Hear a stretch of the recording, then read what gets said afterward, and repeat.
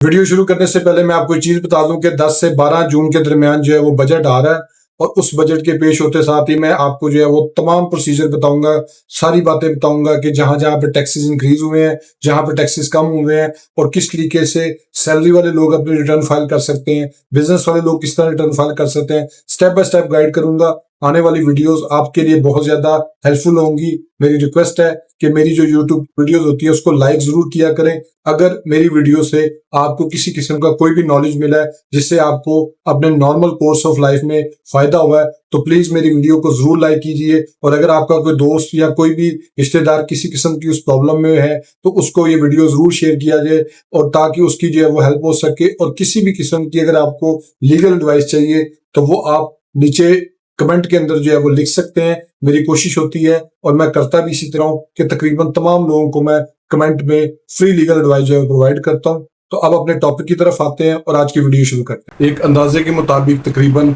60 से 70% लोग जो हैं वो किराए के मकानों में रहते हैं, किराए की दुकानों पे बिजनेस करते हैं और किराए की जगहों के ऊपर जो है वो किसी न किसी हवाले से कनेक्ट होते हैं।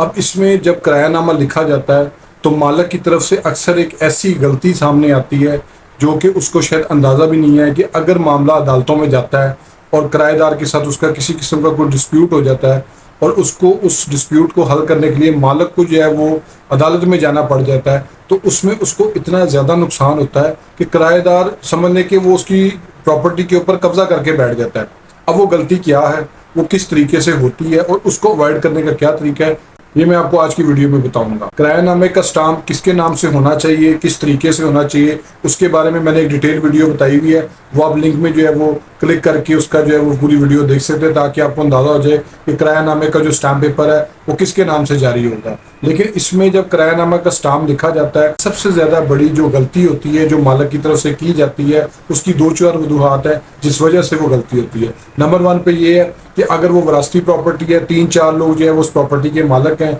वो किसी एक आधे भाई को कहते हैं कि वो आप जो है ना किरायानामा लिख लें तो हमें जो है ना वो जो भी किराया आएगा वो डिस्ट्रीब्यूट कर दीजिएगा। वो किरायानामा अपने नाम से लिख लेता है और वो उसको जो है वो किराए को बाकी वारसों में डिस्ट्रीब्यूट भी करना शुरू कर देता है। दूसरी सिचुएशन ये होती है कि किराएदार जो है वो जब उसको रेंट पे प्रॉपर्टी दी जाती है तो मालिक क्या करते हैं, वो टैक्स से बचने के लिए कि हमें जो है वो अपनी रेंटल प्रॉपर्टी की जो इनकम आ रही है वो टैक्स रिकॉर्ड में डिक्लेयर ना करनी पड़े, वो जो है वो उस गलती को कर देते हैं। अब वो गलती क्या है मैं अभी आपको आगे जाके बताऊंगा कि वो किस किस तरीके से ये गलती होती है। तीसरे नंबर पर ये होता है कि ट्रस्ट के मामला चल रहे होते हैं किराएदार और मालिक के दरमियान में और उस दौरान भी जो है वो गलती सरजद हो जाती है और ये इतनी सीरियस किस्म की गलती है कि जब अदालतों में ये मामला जाते हैं तो इतना डेवस्टेटिंग और इतना जो है वो बुरे तरीके से मालिक को नुकसान होता है कि उसको अंदाज़ा ही नहीं होता कि ये किस तरीके से जो है ये उससे ये गलती होगी और उस गलती की वजह से जो है वो उसको अच्छा खासा खमियाजा भुगतना पड़ता है। वो गलती जो है वो ये है कि किराएदार के साथ जब स्टाम्प पेपर लिखा जा रहा होता है तो मालिक ये गलती करते हैं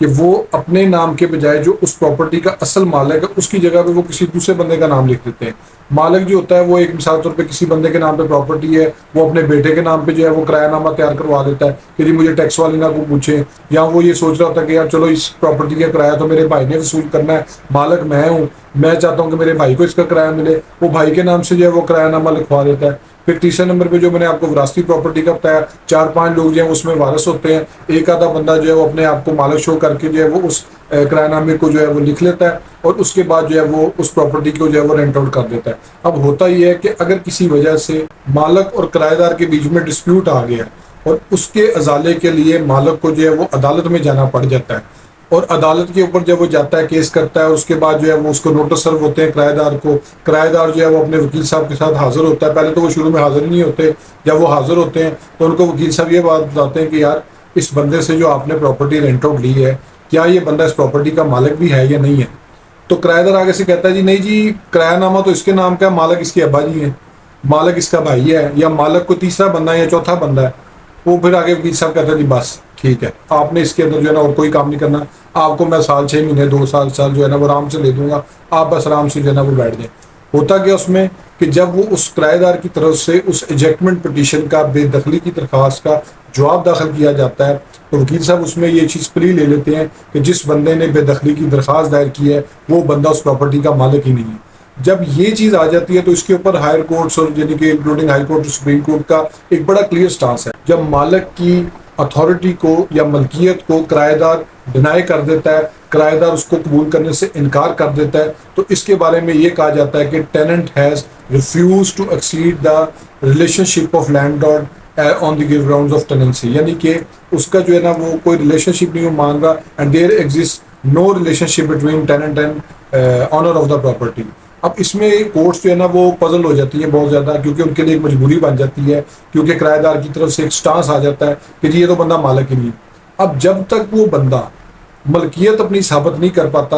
تو اتنی دیر تک جو ہے وہ کرایہ دار کو ٹائم ملتا رہتا ہے۔ اب وہ ملکیت کیسے ثابت کرے؟ ملکیت ہوتی ہے اس کے والد صاحب کے نام پہ یا اس کے بھائی کے نام پہ یا ایک سے زیادہ لوگوں کے نام پہ۔ کرایہ دار کہتا ہے جی میں کس کو کرایہ جمع کراؤں، مجھے پتہ لگا یہ مالک نہیں، اس نے جعلی مالک بن کے لیا میرے ساتھ ایگریمنٹ لکھ لیا۔ کورٹ اس کو کہتی ہے کہ آپ جو ہے نا ثبوت ملکیت لے کے، اب جب وہ ثبوت ملکیت پیش کرتا، ثبوت ملکیت ہوتا ہے کسی اور کے نام پہ، کورٹ جو ہے نا اسی ٹائم پہ فوری طور پہ ٹیننٹ کو وہاں سے ایجیکٹ کرنے کا یا بے دخل کرنے کا حکم نہیں دیتی ہے۔ ادروائز لیو ٹو کنٹیسٹ کے اندر جب کرایہ دار جو ہے وہ جواب جمع کرواتا ہے تو اس کے دوران جو ہے وہ عدالت اس کو 60 دن کا ٹائم دیتی ہے یا 90 دن کا ٹائم دیتی ہے اب گھر خالی کرے۔ لیکن جب وہ اس کو انکار کر دیتا ہے اس کی ملکیت سے، تو پھر عدالت کے پاس اور کوئی چوائس نہیں رہ جاتی اس چیز کے لیے کہ وہ ایک پورا ٹرائل کنڈکٹ کرے، ایک لمبے پروسیجر سے گزرے اور اس میں ایویڈنس ریکارڈ کی جاتی ہے۔ مالک جو ہے وہ آتا ہے کہ ہاں جی میں ہی مالک ہوں، لیکن میں نے اپنے بھائی کو کہا ہوا تھا، میں نے اپنے والد صاحب کی جگہ پہ میں جب وہ کرایہ وصول کر کے ان کو دیتا تھا، یہ تھا وہ تھا۔ لیکن یہ ہے کہ اس سارے چکر میں جو ہے وہ جس کو بینیفٹ ہو رہا تھا وہ صرف اور صرف کرایہ دار ہوتا ہے۔ اب جب اس نے ریلیشن شپ کو ڈینائی کیا ہوتا ہے